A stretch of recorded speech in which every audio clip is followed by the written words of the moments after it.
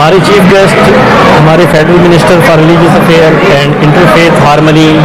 सरदार मोहम्मद यूसुफ साहब, हमारे state minister Khemdas साहब, सरदार रमेश सिंह अरोड़ा हमारे माइनॉरिटी के मिनिस्टर पंजाब के, और जत्था लीडर श्रोमणी गुरुद्वारा प्रबंधक कमेटी सरदार सुरजीत सिंह,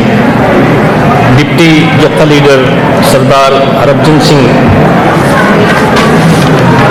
सरदार हरजीत सिंह जत्था leader Delhi Sikh Gurdwara management committee, Sardar Paramjit Singh Chandok देहरी सिख गुरुद्वारा मैनेजमेंट कमेटी के पंज प्यारे साहबान, एक दफ़ा फिर तुहानू जी आया नू कहने आ, सत श्री अकाल। और पाकिस्तान तुहाडा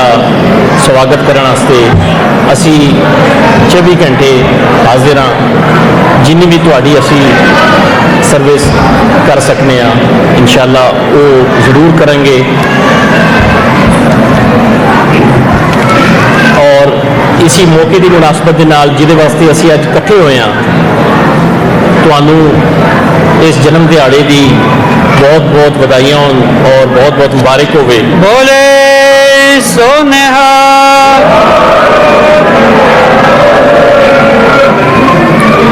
और दुनिया विच रहने वाला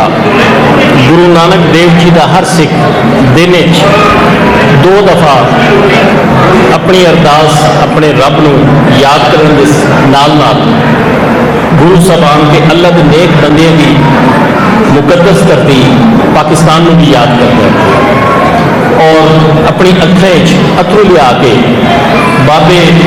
गुरु नानक के घर दर्शन अशनान इस मुकद्दस धरती की मिट्टी अपने मत्थे पे लाण की दुआ मंगता है। अज असी सिख धर्म की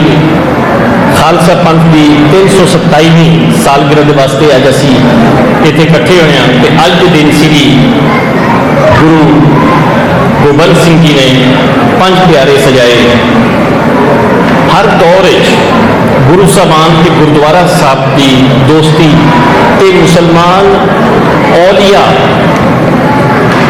अल्लाह के नाल जड़ा प्यार रहा है वो एक तारीफ है। जिस तरह के पाकिस्तान को लैंड ऑफ सेंट्स कहा जाता है, बाबा फरीद शकरगंज, कबीर भगत, साईं मियां मीर, पीर बुद्धू शाह, गनी खान जिमें ना साढ़े सुनहरी लफ्ज़ों के लिखण दे